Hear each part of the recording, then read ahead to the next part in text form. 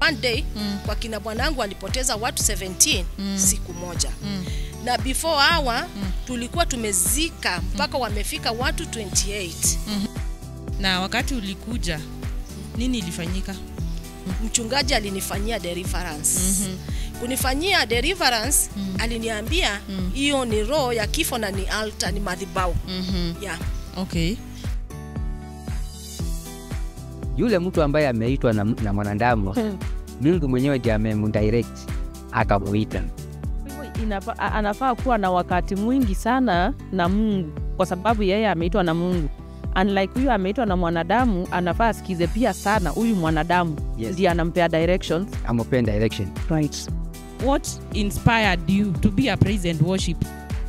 Okay, thank you. Mostly kitu ilini inspire to be a praise and worship, it was sikusukumwa kufanya hiyo kitu, inatoka inside. The first challenge was from my sister, my blood sister. Akaniambia wewe hata hawezi iba. Washana na hii maneno ikia kikundi kingine kama security ama archery na unawache kujisubua na mambo mingi ya praise and worship. Ili niumita moyo, hata nikasikia ni kama nitaasha shash. Mmoja nikaambiwa juu kuko na waibaji, nikaambiwa ni lead praise. Nilikuwa nimepanga nyimbo vizuri, nikaimba ya kwanza, hizo zingine zikapotea. Nikatomo hiyo kwanza ndio ilinifuja moyo zaidi. Nikaona yenyewe nafaa kuwa acha ama security.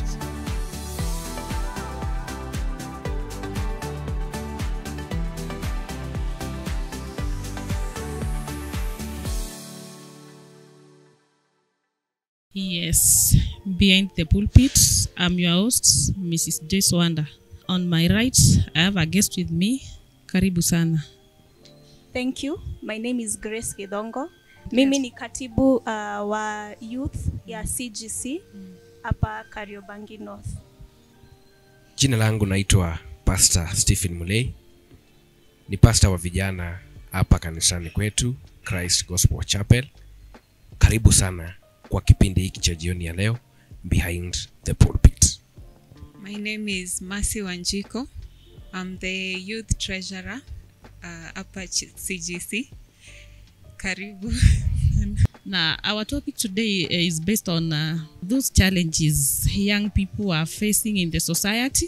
Kwa hivyo tutakuwa tunafafanua haya mambo ya young people because most of the times wanasikia like they are not understood na tuwafanyie justice. Na swali yangu ya kwanza wacha iende kwa Grace. Tell me, what are some of the challenges young people wanapitia in daily life? So one of the challenges that youth wanna face in life is sexual immorality. Hii ni ya kwamba wanakuwa exposed to sexual relations before marriage with also people who have already married. Na hiyo imekuwa changamoto sana kwa wanarika.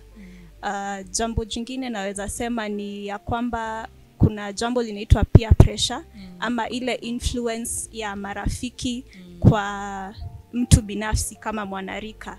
Na hiyo haja kwa moyo ya mtu kusikia kwamba amekubalika kwa marafiki zake.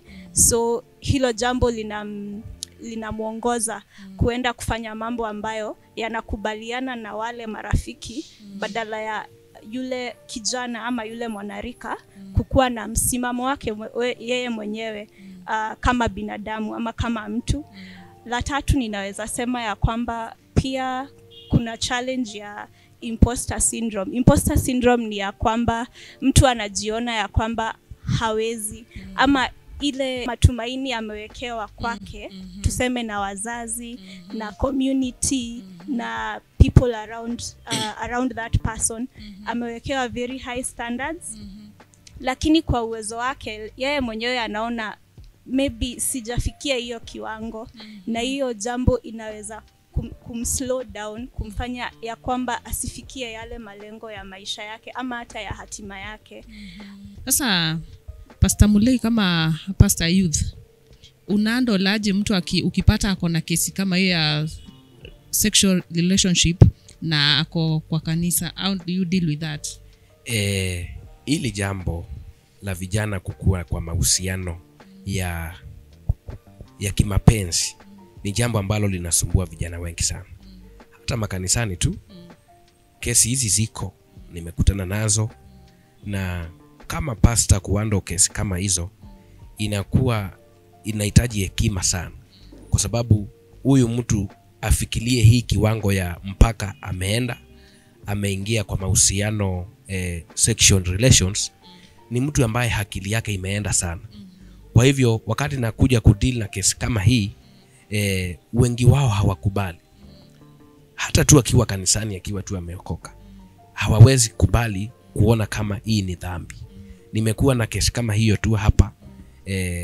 Msichana alikuwa hapa, alikuwa anashiriki tu vizuri kwa mambo ya ushirika wa vijana. Baadaye nikakuja kumuona tukiwa na mikutano, anaketi kwa ushirika wa wamama. Nikamuita nikamuuliza, tangu lini ukaanza kukaa kwa ushirika wa wamama? Na mimi kama pasta wako sikujua ukiwa umeolewa. Akanieleza ya kwamba nimekutana na mwanaume ambaye ananipenda, na iliali hajaokoka, si wa kanisa hizi zetu za kuokoka, ni wa dini, lakini wanapendana. Sasa nikamuuliza, imefikiaje mpaka sasa mumeanza kuishi, mumeoana? Hatujui. Mimi mwenyewe yes, mimi mwenyewe kama pasta wako sijui imefika haje mpaka hapa. Kaniambia ni kweli imefanyika hivyo. Nikamwambia basi nenda niletee huyo mwanaume ambaye mnakaa naye kama mumeoana, niletee, tuje tuketi chini, tujue ni wapi ambapo hii yote ilianza. Kwa sababu gani? The bottom line ni hata kama unahitaji ndoa, kuna wokovu. Umefuka hii mpaka, umetoka, hakuna mtu yeyote anajua. Hata mimi kama bila hata mkubwa wa kanisa ambaye ni apostle kujua, the immediate pastor mwenye yako hapo wa vijana, mimi mwenyewe sijui. Nikamweleza ya kwamba njoo tuzungumze. Nimemuita mara 2 sasa, hajaniletea huyo mwanaume. Kwa hivyo kila niliweka kwa akili yake ni ya kwamba ndio uko kanisani, lakini umeanguka kwa wokovu, haujaokoka. Kwa hivyo kuolewa ni sawa, kuoana ni sawa, sina shida na hiyo. Kile mimi nina haja nayo kwako ni wokovu. Njoo tuwaombee wokovu, muendelee na kuishi. Kwa hivyo vijana katika haya masuala ya mahusiano, hata tukiwa tu kanisani, ni jambo ambalo linakula vijana wengi sana. Lakini challenge ni ya kwamba vijana hawana hiyo uhuru wa kuelezea pastor wao kile ambacho wanapitia, hata kabla take that bold step ya kuingia katika hiyo inaitwa marriage, hakuna mtu ambaye amemhusisha. Swali yangu inaenda kwako Masi. Pastor wa youth ametuelezea, akatuambia kuna zile mahusiano mnaingia ama zile vitu you are facing, na unapata anagundua ama anapata mmeingia ndani na amjafungua moyo mumuelezee kabla muingie kwa hizo vitu. Ni kwa nini amfungui moyo umuelezee na ni pastor wako? Naweza sema most youth wako very afraid of being judged. Wako afraid of approaching the pastor. Wanaona kama itakuwa aibu ku approach the pastor, wamwambie ako na uhusiano na so and so. Na pia wanaogopa ifikie the lead pastor apostle sasa.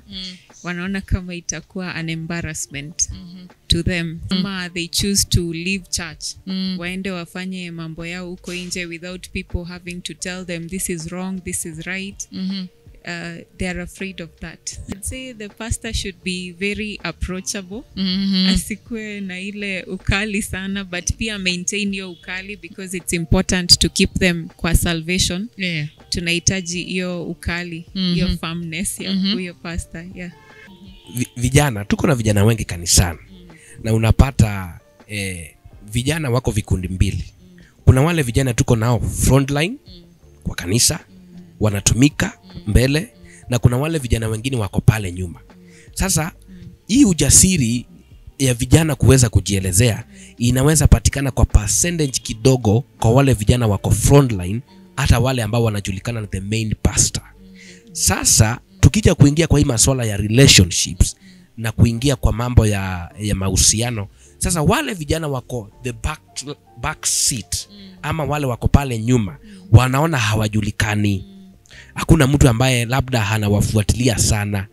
Hata mimi kama pastor wa vijana unapata nitajua wale ambao wana cooperate sana, wale ambao tukiwa na mikutano tutakutana pamoja. Ili kwa kanisa tumejaza vijana wengi. Nimefuatilia kesi kadhaa ambao vijana ambao hawakukuwa frontline lakini wamekuja kuingia kwa hii relationships. Ikifika hapo, kwa mfano ni msichana amepata mimba, ni kijana amewekana mimba, sasa hiyo ungumu ya kujieleza anaamua kutoroka.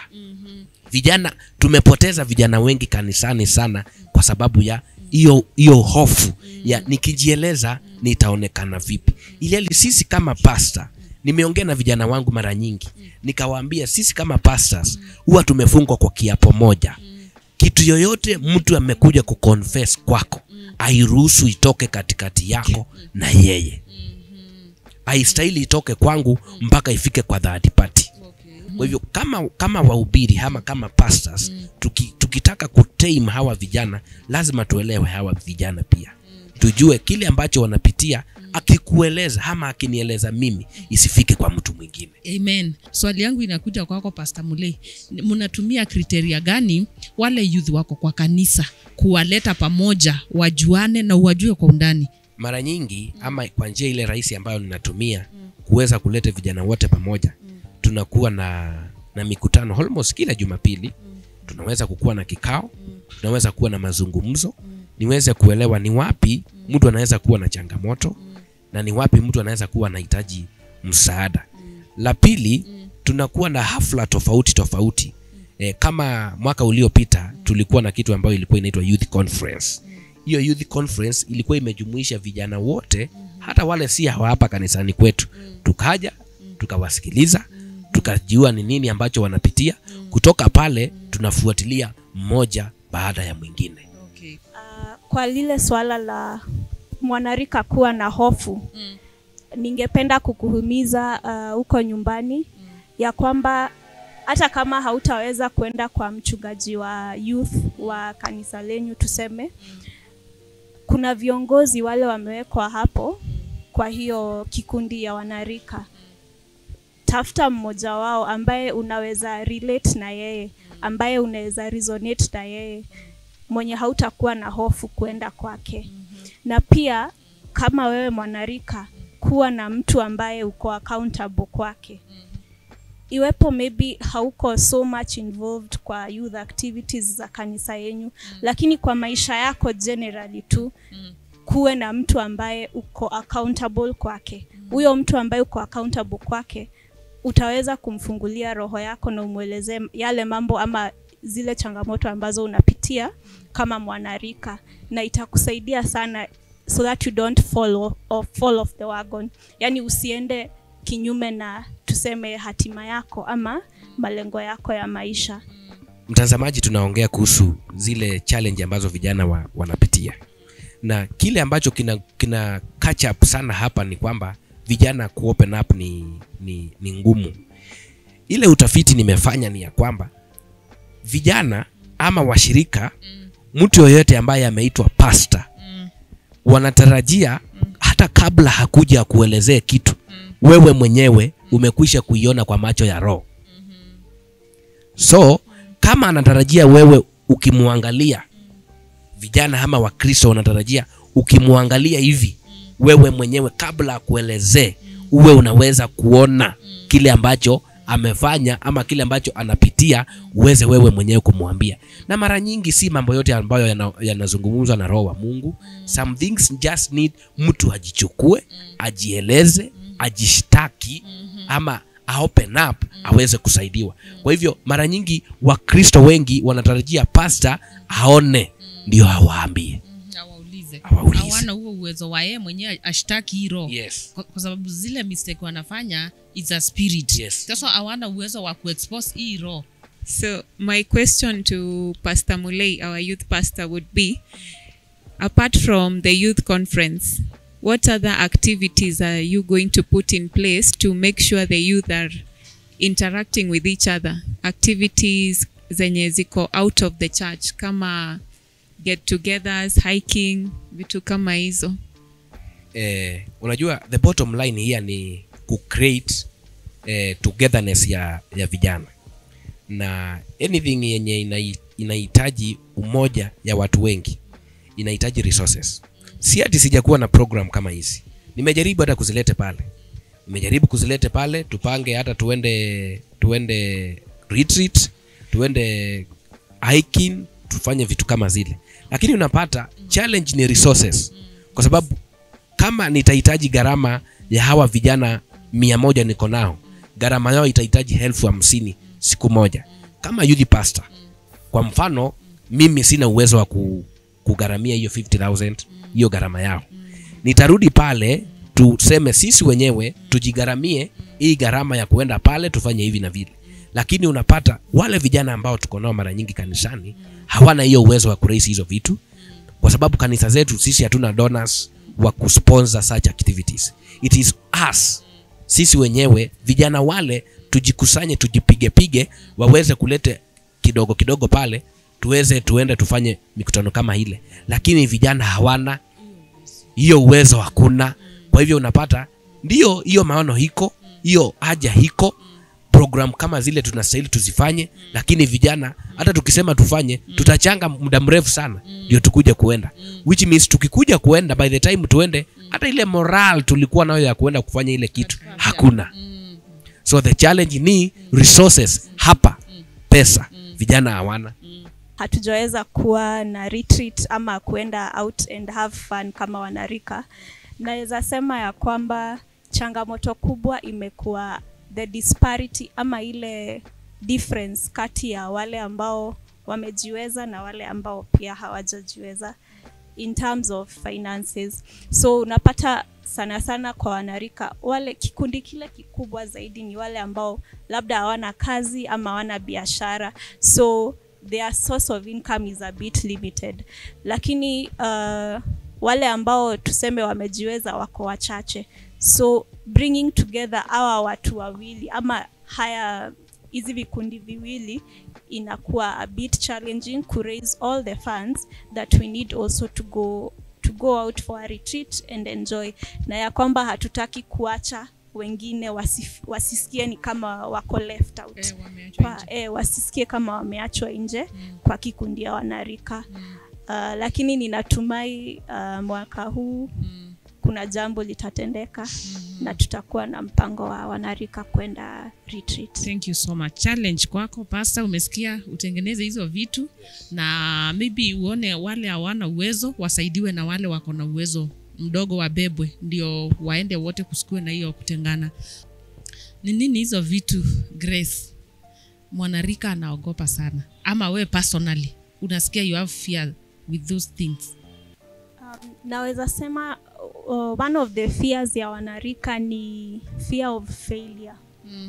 Kwa sababu kawaida huo tunaambiwa kile ambacho wazazi wako walihitimu ama wakapata, wewe unafaa kuenda zaidi ya hayo na upate hata zaidi ya hayo. Lakini unaona ukiangalia ile time ya wazazi wetu na sahi, there are so many challenges that have come along. Mambo yamebadilika, kumekuwa na changamoto, economy ndio hiyo. So the rate at which mtu anaweza kuwa pia iko na a lot of challenges. Na hiyo fear of failure ya kwamba mtu hajatimiza ama hajafikia pale ambapo mzazi alikuwa na akapita na pia kwa umbali, ili ya kwamba hata yeye aweze kuachia watoto wake na watoto wa watoto wake in accordance to the Bible. So I would say that is one of the main fears ya wanarika, fear of failure and the challenges of life. Thank you so much. Niko na swali kwako Mercy. Yes. How was your life before you joined the church? My life before I joined church, mostly nilikuwa tu naenda church, but siwezi sema nilikuwa namjua Mungu. I was a church goer. I was a church goer, a full-time church goer, and very good at going to church, but sikuwahi jua Mungu.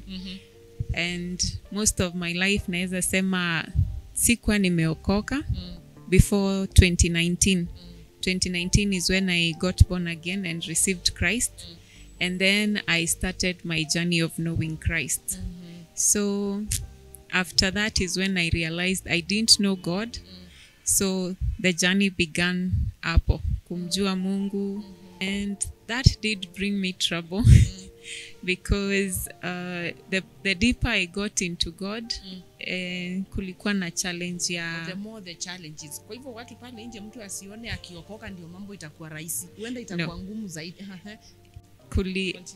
Haitakuwa rahisi vile, but there is grace to handle all of this. That is the part I appreciate most. That there is grace to handle every challenge that comes. So the challenge that I faced mostly was an issue with parents in kwa worship. The church I decided to go to, which is Christ Gospel Chapel, did not sit well with one of my parents. So that raised a very big challenge for me. You cannot fight your parent. Yeah, so that is the biggest challenge I have faced in my salvation journey. Yeah. Ilifika wakati ukajaribu kuelezea pasta wako ama mtu yoyote kuhusiana na hiyo jambo, kwa sababu sio rahisi. Unaishi kwa nyumba ya wazazi, hawataki uende hii kanisa ama hawataki this kind of faith. Ulijaribu kuelezea mtu na mwisho ilikuja ikaenda namna gani? Yes, I did talk to Apostle about it. And he taught us that vita ya mzazi unafaa upigane kwa hekima. So he has helped me a lot through it. And I have seen light in that. I'm now able to worship freely. And I truly thank God for that. Yeah. Thank you so much. Thank you so much. Swali ni kwako Pastor Mulei. Unapoletewa kitu kama hiyo, mtu anaelewani na mzazi ama faith yake na mzazi zina differ, utamsaidia aje mtu aina hiyo? Kwa sababu young people are facing that, na wengine hata wanavunjika moyo, hata wanaacha kwa sababu anaona this parent is providing na pastor si yeye anampatia chakula, lakini anataka uhusiano wake na Mungu ujengwe. Hapo ndiye anasikia imani yake imempeleka. Huyo mtu unamwambia namna gani? Hizo challenges ziko na mzazi ndiye kinga ya huyu mwanarika ama huyu mtu pale nyumbani. Na challenge kama hizi, mzazi amekuambia usiende hiyo kanisa. Kwa nini amekuambia usiende hiyo kanisa? That's my first question. Kwa nini hataki uende hii kanisa? Labda hii kanisa tunakaa ibada sana. Si hapa tuko na ibada 3. Nitakupa option. Kuja ibada moja. Maliza moja, wewe rudi nyumbani. Hiyo ataweza kukupatia allowance ya kuweza pia kwenda ile church. Number 2, kwa nini huyu mzazi ni nini ameona kwa ile kanisa anjapenda? Hayuko comfortable nayo.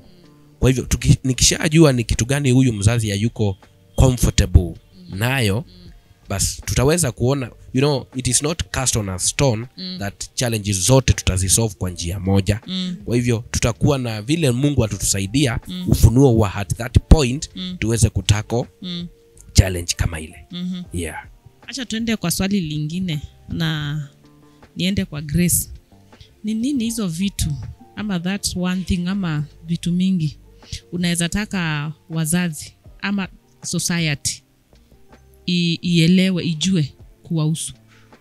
So kile ambacho ninaweza taka kuambia wazazi wetu ama pia society ni ya kwamba times have changed. Misimu imebadilika kutoka ile time ya kitambo, the time wazazi wetu walilelewa, na saa hii mambo yamebadilika, technology imebadilika, the way people reason pia imebadilika. Na one of the main things ya wanarika saa hii ni watu ambao wanapenda kuelewa the why behind the action or behind the advice that you have given them. So mwanarika anataka kujua kwa nini umeniambia nisifanye hili jambo, na sio ya kwamba akona ubishi na wewe. Hapana, anataka kupata understanding. Yeah, the reason as to why maybe something is bad. So usiachie kwa kumwambia tuseme kuvuta sigara ni vibaya. mwelezee kuvuta sigara ni vibaya na madhara yake ni haya. Na mfano wake ni huyu. Ili ya kwamba mkuwe na a level of understanding na wanarika ama na mtoto wako tuseme kwa mfano. So on the same note, niko na swali kwa Pastor Mulei. Tuseme kuna msichana ako 22 years old, anasema yeye anataka kuolewa, na mzazi hamuelewi ama harizon na yeye jambo hilo la kuelewa. Unaweza handle hiyo situation aje? Hapa tuko duniani na kila jambo naweza nikasema lina muda wake, lina wakati wake, lina majira yake. Ni nini hii ambayo inasukuma huyu kijana haolewe mapema? Mimi nitataka kuelewa ni nini hii inamsukuma. Ni pressure gani hii ambayo inamsukuma? Ni ile pia pressure ndio amefika kwa ile umri wa mwili kuchemuka, ama is it the right thing huyu kijana anataka kwa umri wa 22? We will sit down, we will reason. Naomba nikukatize kidogo Pastor Mulei. Sasa huyu msichana ako 22, anaweza kujimudu, ako na kila kitu, ako na kazi, amepanga nyumba, anaweza kujihandle yeye mwenyewe, expenses zake anaweza kujilipia yeye mwenyewe. Ni nini itamzuia asiolewe? Hakuna kitu kitamzuia asiolewe, lakini iko ni hii: kuolewa si tu ule ushirika wa kile ambacho vijana wanadhania tu kulala. It is more than that, as it has been said. Ni zaidi ya hayo. Utaweza pia, ndio pesa iko, ndio kile ambacho unaona unahitaji, the resources zile unahitaji tu at that point, you have it. What of the next 5 years? Unaangalia in the next 5 years, ikikuja kukatika, utaweza kuhandle hiyo? Utaweza kuhandle hii pressure ya huyu mwanaume? Hizo ndizo zile vitu tunaambia vijana wasiolewe mapema, kwa sababu kuna hiyo pressure. So huyu msichana tuseme ya kwamba hiyo 5 years imefikia, amefikisha sasa ako 27. Na hii 27 imekuwa ya kwamba hana kazi sasa, lakini ni umri wake kabisa wa kuolewa. Utahandle aje hiyo situation? Tena hapo katika masuala ya kuoa na kuolewa, kwa nini huyu msichana yeye ndiye anakimbiza? Ni yeye anataka kuolewa ama ni kijana anamkimbiza hamuoe? Tuelewe hapo. Kwa sababu masuala ya kuoa na kuohana lazima kuna yule ameianzisha. Ni kijana amesema mimi nataka kuoa, ama ni msichana amesema mimi nataka kuolewa. Kama ni pressure inataka kwa upande mmoja, hii pressure inatokelezea wapi? Tumefika ile umri wa kuolewa ama kuoa na hakuna zile resources. Kwa mfano yule mtu ana kazi ama nini, hiyo mlango ingejifungia hapo. We can still trust God. Tusijiue tumefika umri wa kuoa kuolewa na hakuna pesa, hakuna nini. Tusijiue. Let us also trust God. Mimi nitakuwa advice, trust God. Tuombe Mungu akufungulie njia uolewe. So Pastor Mulei amesema about age 27, 22, there seems to be a problem there. So my question to Pastor Joyce would be, what is the right age as a youth kuolewa ama kuoa? Swali nzuri hilo, Masi. Na okay, hatuwezi sema hapa kuna ule wakati mwafaka wa kuolewa, kwa sababu kuna mtu anafika hii miaka anasema mimi miaka kwangu nasikia naweza taka niolewe 25, 27, be it what. Lakini according to me naona 32 is good. You know why? Even for the ladies. Yes. Okay, mimi sijawekea mtu ati hiyo ndio miaka. But hata ukistudy hii miaka watu wanakimbia sana kwa ndoa. Kwa nini? Hiyo ndio swali la kwanza. Watu wanaona ni kama ni mambo ya kitanda. Lakini hiyo kitu hata ndio ya mwisho when it comes to marriage. Inataka mtu anaweza handle the pressure. Inataka mtu anaweza handle the challenge. Ndoa yenyewe inakuja na pressure zake. Mimi nimeona wale watu walioa wakiwa kwa umri mchanga sana. Anapofika hapa 30, anakuwa amechoka na ile ndoa. Kwa nini? Alianza kuhandle pressure wakati hata hakuwa amekomaa. Unaona? So sasa akifika wakati wa kuhandle already amechoka. Ni kama kupeleka mtoto shuleni akiwa mdogo. Ile sasa miaka yake ya kuenda kusoma atakuwa already amekwisha kuchoka. So inataka mtu ambaye anaweza akahandle, kwa sababu ukiingia kule kuna challenge za in-laws na si nyepesi. Aya, nimesema that is a new level. Hapo kuna mambo mingi sana. So mimi naweza ambia mtu tu uache umachue kidogo. Na pia hata ikifika hapo na hakuna mtu, utaenda kukaa kwa nyumba ya mtu. Hapa pia inahitaji Mungu. Uambie Mungu akusaidie na mimi kwa maisha. Hata sisi tukiwa wadogo tulikuwa tunasema nataka nimalize university at this age. Nifanye kazi mwaka mmoja.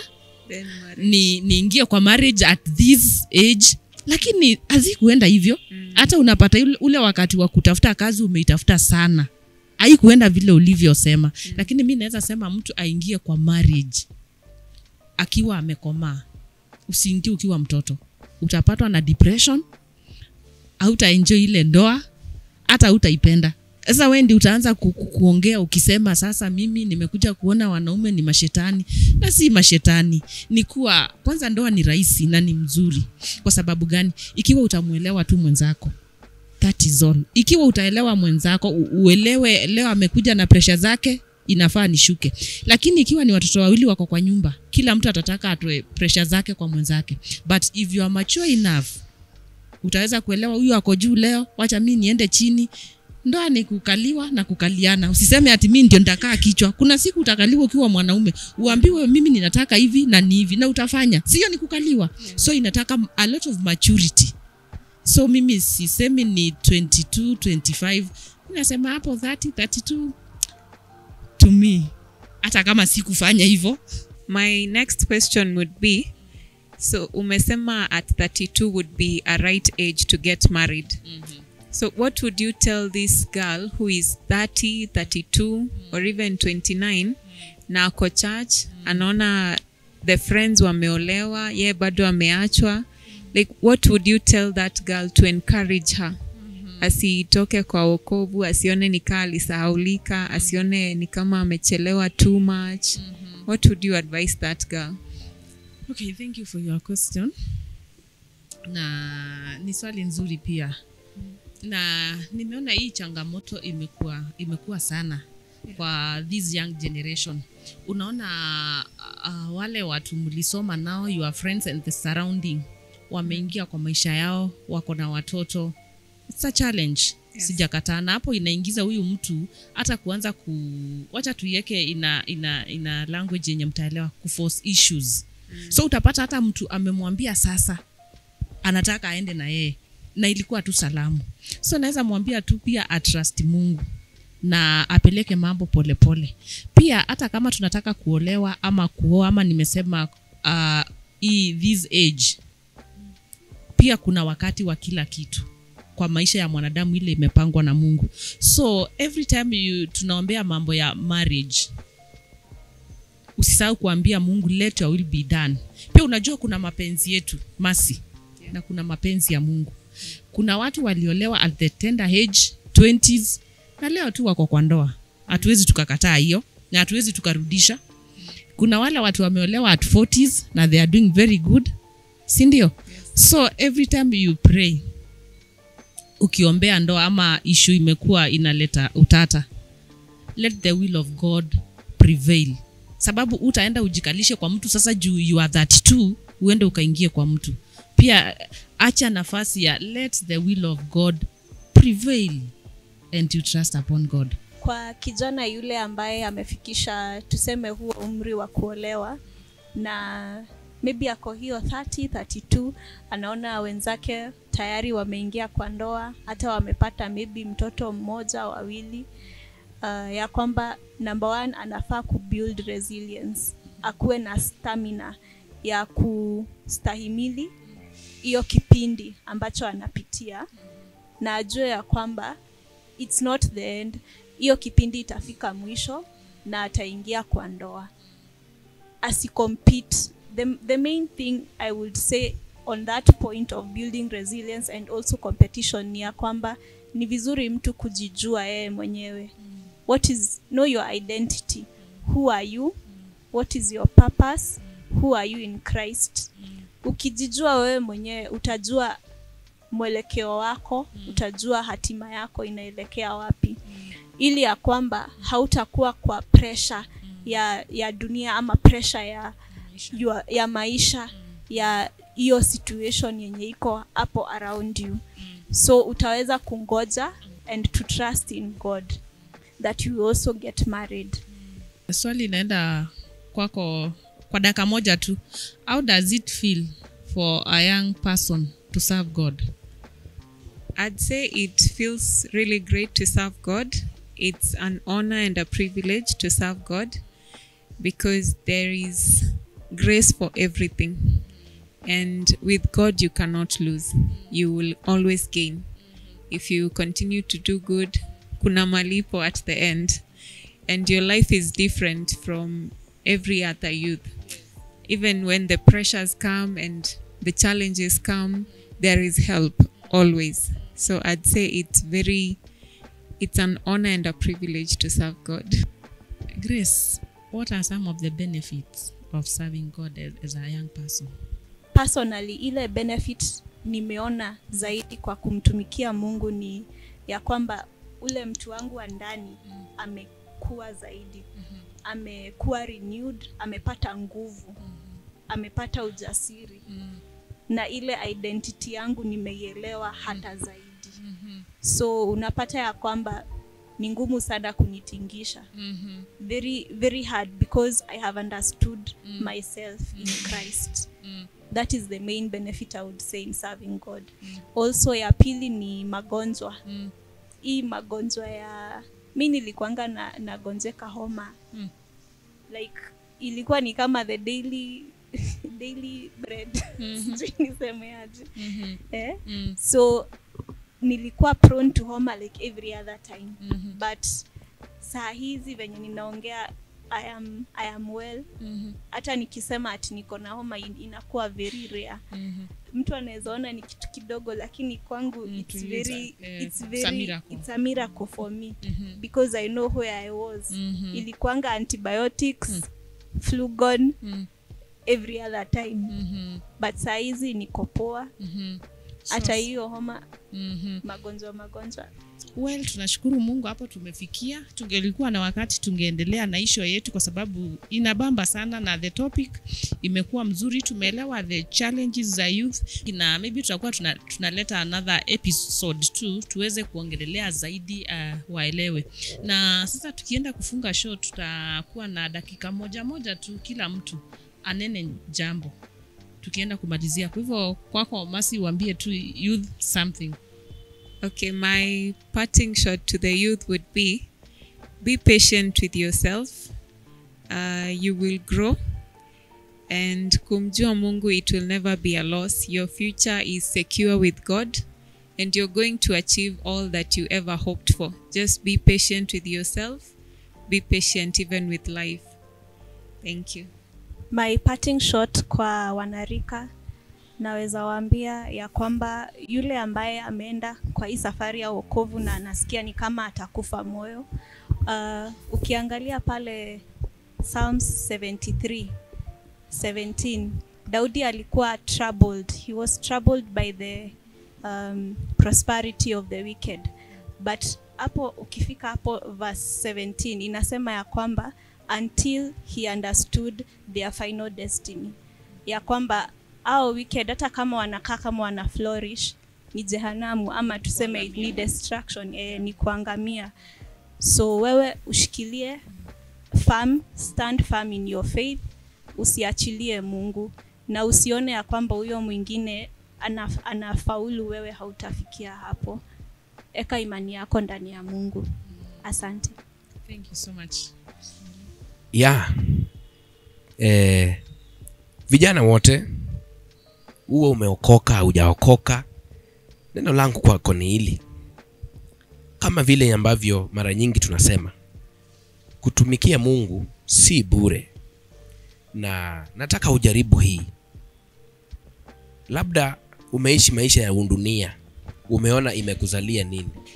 Jaribu Mungu. Try God. Uone na yeye vile vile atafanya nini na maisha yako.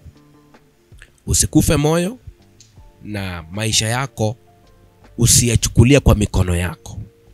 Muaminie Mungu, na ninaamini ya kwamba ataenda kukubariki.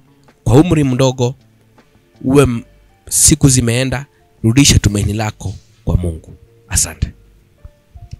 Amen. Tumeongea benki kwa show yetu, na hope umebarikiwa. Ikiwa we ni kijana pale nyumbani, jitie moyo, trust upon God and let the will of God in your life prevail in everything. That is all for today, Behind the Pulpit. I've been your host, Mrs. Joyce Wanda. Until next time, bye-bye.